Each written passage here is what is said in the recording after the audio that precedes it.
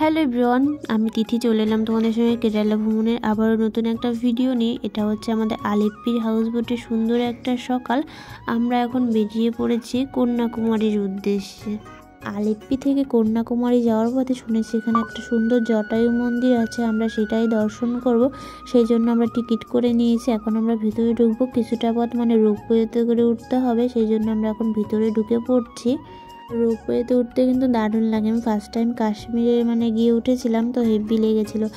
গুলমার্গে গিয়ে এত সুন্দর লাগে না পাহাড়টা উপর থেকে।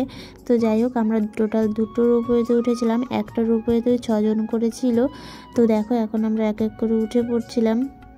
আর এদিকে দেখো, আমাদের রোপওয়েটা উপরের দিকে উঠছিল আর এই পাশেরগুলো না নিচের দিক থেকে নামছিল। তো যাই হোক, ভীষণ ভালো লাগছিল। আর হেঁটেও ওঠা যায় মন্দিরটায়, কিন্তু আমরা রোপওয়েতে করে উঠছিলাম কারণ বাচ্চা ছিল আর প্রচুর রোদ ছিল, গরম ছিল। এই জন্য আমরা রোপওয়েতে করেই উঠেছিলাম। খুব কমই লোক ছিল যারা হেঁটে হেঁটে উঠছিল, সবাই রোপওয়েতে করে উঠছিল। তো যাই হোক, আমরা দেখো চলে এসেছি সেই জটায়ু মন্দিরে, যেটা আমরা এতদিন ফোনে বা ভিডিওতে দেখেছি। তো ফাইনালি আজকে সামনে থেকে দেখার সুযোগ হলো। আর মন্দিরটায় গিয়ে এতটা ভালো লেগেছিল। আর মন্দিরটায় গেলেই মনটা এতটা ভালো হয়ে যায় না, কি বলি তোমাদের।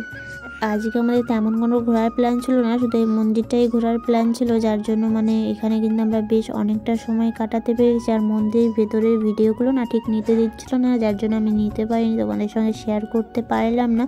তো যাই হোক, এখানে আমরা বেশ অনেকটা সময় কাটিয়ে তারপরে আমরা আবার বেরিয়ে এসেছিলাম কন্যাকুমারীর উদ্দেশ্যে। আর এদিকে দেখো, এটা হচ্ছে কন্যাকুমারীর সকালের ভিডিও। কন্যাকুমারীতে গিয়ে আমার একটা জিনিস খুব মনে হয়েছে, যে ভুলে যাও দীঘা অথবা পুরী, মনে এখন শুধু কন্যাকুমারী। আমার এতটা ভালো লেগেছে না, যেটা ভাষায় প্রকাশ করা যাবে না। আর এদিকে দেখো, আমাদের হোটেলটা থেকে বাইরের ভিউটা, আমাদের হোটেলটা এমন জায়গা, পাশে আর কোনো হোটেল নেই, তারপরে সমুদ্র। আর এদিকে দেখো, মেয়ে আর বাবা তো ভীষণ খুশি। আমার মেয়ে তো ভীষণ খুশি, যেটা ভাষায় প্রকাশ করা যায় না। আমি ভালোই ভাবতেই পারিনি যে আমার মেয়ে এতটা ভালো ঘুরতে পারবে। তো যাই হোক, আমরা ভীষণ মজা করেছিলাম। আর এদিকে দেখো, 3 সাগরের জল কিন্তু বোঝা যাচ্ছিল কালারটা জলের। কন্যাকুমারী দেশে আমার এতটা ভালো লেগেছে, ইচ্ছা আছে একদিন না একদিন আবার আসবো। জানি না সেটা কবে সম্ভব হবে, কিন্তু একদিন না একদিন ঠিক আবার আসবোই। তো যাই হোক, আমরা এখন রেডি হয়ে নিয়েছি। এখন আমরা বেরোবো তো মন্দিরগুলো দর্শন করার জন্য, যেটা আমার অনেক দিনের ইচ্ছা ছিল, বিবেকানন্দ রকটা দেখার জন্য। তো ফাইনালি আজকে সেটাও পূরণ হতে চলেছে। সবাই তো রেডি হয়ে নিয়েছি, এখন আমরা কিছু ফটোশ্যুট করবো আর একটু টুকটাক রিলস বানাবো। আর এদিকে দেখো, আমার মেয়ের এনার্জিও এত সুন্দর ঘুরেছে না, যার জন্য আমার ভীষণ কোনো কষ্টই হয়নি ঘুরতে। আমরাও ভীষণ ভালো ঘুরেছি। আর এদিকে দেখো, আমাদের রিসর্টটা ছিল এই যে, আর আমাদের রিসর্টটার পরেই সমুদ্র, আর কোনো হোটেল নেই, যেটা আমার সব থেকে বেশি ভালো লেগেছিলো এটা। আর এত সমুদ্রের হাওয়া দিচ্ছিল না, এতটা ভালো লেগেছিলো, কি বলবো তোমাদের।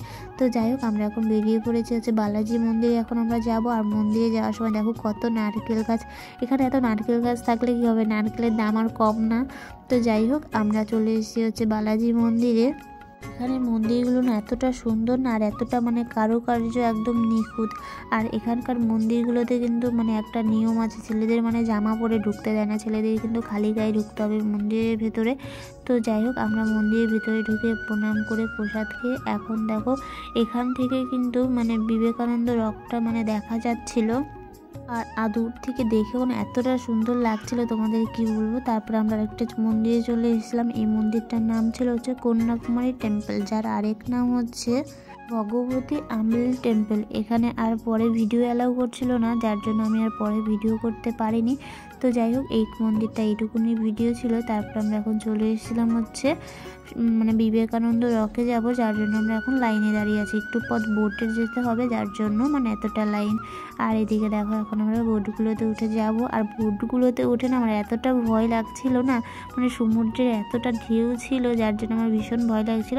তো দেখো, ফাইনালি আমরা চলে এসেছি বিবেকানন্দ রকে।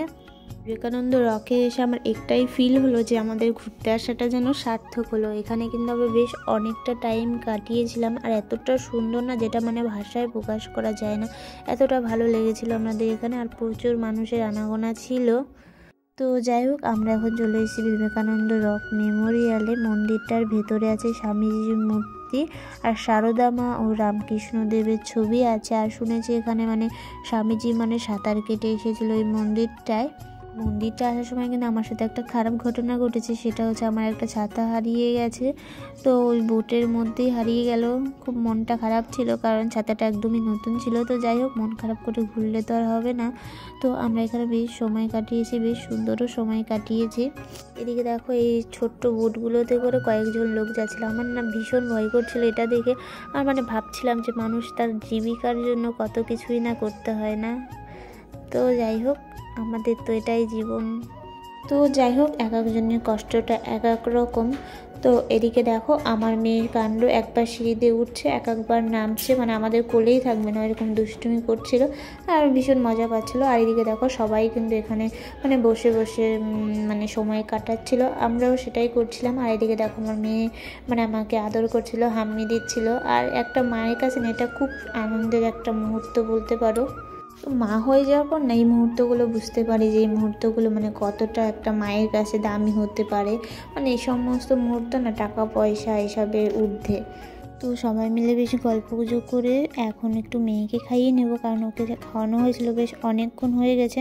তো ভাবলাম যে এখন একটু খাইয়ে নিই, কারণ ওকে খাওয়ানো হয়ে গেলে আর কোনো চিন্তাই থাকে না। আর এদিকে দেখো, ছোট ছোট মেয়েরা এসে ওকে একটু আদর করছিল। আর এখন আমরা এই মন্দিরটা থেকে বেরিয়ে যাবো। আর হ্যাঁ, এখানে কিন্তু তেমন কোনো দোকানপাট নেই, তোমাদের যার যা দরকার সেটা ক্যারি করতে হবে। এই মন্দিরটা থেকে আমরা এখন বেরিয়ে যাবো, আর আমাদের এখন বোটে করে যেতে হবে, সেই লাইনে এখন আমরা দাঁড়িয়ে আছি। তো দেখো, চলে এসেছি আরও একটা মন্দিরে। এই মন্দিরটার নাম আমার এখন ঠিক মনে নেই, কিন্তু এই মন্দিরটাও ভীষণ সুন্দর ছিল। আর ভিতরের কারুকার্যও ভীষণ সুন্দর, কিন্তু ভিতরে তো ক্যামেরা অ্যালাউ নেই, যার জন্য আমি ভিডিও করতে পারিনি। এই মন্দিরটাও কিন্তু একই নিয়ম ছিল যে ছেলেদের জামা মানে খুলে যেতে হবে। তো যাই হোক, এই নিয়মটা খুব ভালোই লাগলো আমার কাছে। আর এদিকে দেখো, এখন আমরা চলে এসেছি কোভালামে। আর এটা হচ্ছে আমরা হোটেলের দিকে যাচ্ছিলাম। আর এদিকে ছিল বিচ, আর এদিকে ছিল মানে এক পাশে ছিল বিচ কোভালামে, আর এক পাশে হচ্ছে দোকানপাটগুলো সব। আর এদিকে দেখো, জাস্ট ভিউটা দেখো, একদম অসাধারণ ছিল। আর এদিকে চলে এসেছে আমাদের হোটেলে, আর আমরা কিন্তু আজকে কোভালামেই থাকবো। তো যাই হোক, আমরা তো চলে এলাম হোটেলে। আজকের দিনটা আমরা এইভাবেই কাটিয়ে দিলাম। আর তোমাদের ভিডিওগুলো কেমন লাগলো সেটা অবশ্যই কমেন্ট করে জানিও। ভালো লাগলে অবশ্যই একটা লাইক কমেন্ট করে পাশে থেকেও। দেখা হবে খুব তাড়াতাড়ি নতুন একটা ভিডিও নিয়ে তোমাদের সঙ্গে।